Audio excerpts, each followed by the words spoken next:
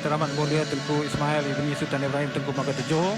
Jadi kita lihat sekarang ini pemain sudah pun masuk ke padang dan sudah pasti kita menjangkakan pemain-pemain yang turun pada 26 tahun yang pernah bermain untuk pasukan Selangor, Fekra dan sebagainya. Jadi pegawai peranan untuk hari ini S. Logeswaran dibantu oleh pembantu pengadil pertama Muhammad Junaidi dan juga pembantu pengadil kedua Muhammad Saleh Yaakob dan pegawai keempat perlawanan Abdul Rahman. Jadi jangkaan Syed untuk perlawanan ini apabila dia menyatakan dia mempunyai banyak pilihan untuk menurunkan kesebelasan utama yang dapat kita lihat hari ini. Kita memang lihat Johor Darul Taksim mempunyai kebolehan untuk menewaskan Penang. Formasi dia akan mengharapkan pemain bermati-matian untuk mencatatkan keputusan yang baik dalam perlawanan ini. Jadi Syed, sekali lagi kita lihat juga digunakan untuk perlawanan ketika mereka menewaskan pasukan KL City dalam perlawanan besar. Saya rasa Penang akan menjadi memberi masalah kepada JDT melalui set pieces. Ya, dan perlawanan baru saja bermula. Kita dapat lihat dengan pasukan JDT mula-mula diberikan asakan sekarang ini dengan peluang kepada Penang. Casagrande yang berada tetapi ataupun satu hantaran ke tengah yang cuba dilakukan sekarang Samuel Somerville. Ranjo tetapi terlalu tinggi sebenarnya percubaan yang dilakukan. Kotak penalti pun daripada kawasan penalti. Masih lagi dalam kawalan pemain Penang.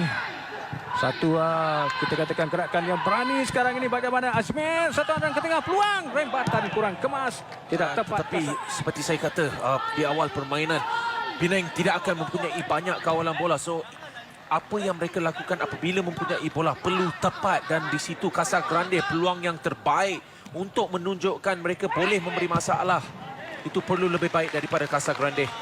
Penjaring gol terbanyak untuk Rolly yang pernah juga berhasil bersama dengan pasukan PDRM, Kelantan, Negeri Sembilan dan juga Kedah. JDT sekarang cubaan terus cantik. Oh, dapat diselamatkan di situ dengan begitu baik oleh Samuel Somerville. Cubaan 5 minit perlawanan telah pun berlalu. Sekarang ini tinggal 10 minit saja lagi untuk tamat. Apapun nampak begitu kita katakan tidak berpuas hati di situ Nexo. Dia dikasari tetapi sebenarnya ada sedikit ini yang tidak sepatutnya berlaku sebenarnya Syed. Dan kita dapat lihat kesempatan itu ada sedikit seolah berlaku insiden menyiku di situ. Casagrande yang kita dapat sekali lagi. Ya, boleh lihat ada reaksi daripada Nacho Insa Davis untuk Fernando. Jikalau itu adalah Cabrera ataupun Safawi itu adalah lebih baik. Oh, kad kuning pula kali ini. Kita dapat lihat Casagrande juga. Casagrande yang dilayang kad kuning. Sekali lagi insiden bersama dengan Nexo Insa. Mungkin ada sedikit sentimen yang berlaku antara dua pemain ini, Syed.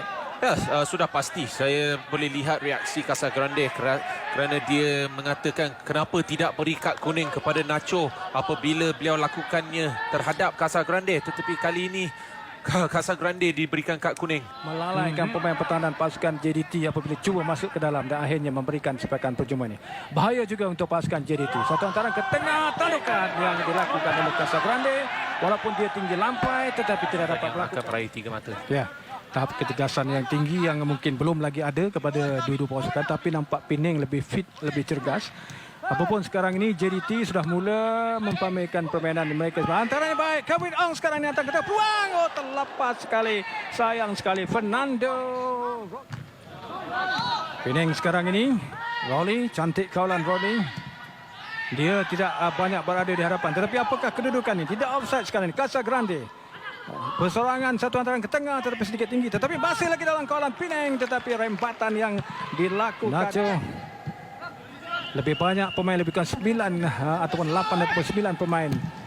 Satu cubaan terus dapat diselamatkan di situ oleh Samuel. Hadangan kawalan yang baik daripada Kevin Ong tadi. Tetapi ini satu hantaran berbahaya sebenarnya. Dengan Safawi Rashid ke dalam kawasan kotak penalti. Tetapi sudah sedikit suntuk. Satu cutback ke belakang. Tetapi kita dapat lihat bagaimana kecewanya di sini. Satu hantaran ke tengah yang rendah juga dapat dilakukan di situ oleh Aidil Safwan tadi. Satu lagi hantaran ke tengah. Peluang bagaimana kali ini? Peluang tepat. Oh, sayang sekali. Peluang yang tidak dapat ataupun rempatan yang kurang tepat daripada Hendrik. Kita dapat lihat di sini dengan Nacho Antaran satu lagi baik peluang kepada JDT, tolakan. Oh, tersipi, terkeluar. Tersasar sedikit daripada Safar Aiman, dibawa masuk untuk pasukan JDT. Pada ketika ini JDT sedang melakukan serangan tetapi clearance dapat dilakukan. Arif Aiman merupakan pemain masih lagi dalam kawalan yang baik. Antaran yang jauh sudah pun keluar di situ. Ke penjaga gol Penang, ada kekasaran dilakukan oleh Samuel. Dia tidak sepatutnya melakukan kesalahan, tapi kita kena ingat dia sudah ada satu kad kuning. Kalaulah pengadil begitu baik hati, tidak ada kad dilayangkan. Bernasib baik. Bagaimana Said dengan insiden untuk perlawanan ini? Itulah dia gol untuk pasukan JDT. Menerusi Leandro pada minit ke-80 menerusi ataupun 81 untuk jaringan menerusi sebagai penalti yang sememangnya sukar untuk diselamatkan. Ya, ini adalah tinggi, adalah kuat. Sam telah pergi ke arah yang betul, tekaannya betul. Tetapi saya rasa teknik yang telah mempamerkan aksi yang cukup baik sepanjang perlawanan dan juga untuk pertahanan mereka. Sekarang ini Penang, tandukan yang baik. Peluang satu tandukan yang cuba tadi dilakukan oleh Kobin Ong. Masih lagi Kobin, bahaya di sebelah kiri sana kita dapat kosong, tetapi dia memilih untuk mencari Gonzalo. Satu antaran ke tengah terlalu kuat dan peluang gol yang kedua Leandro. Bukan Leandro sebenarnya, Fernando Rodriguez yang dapat kita lihat tadi.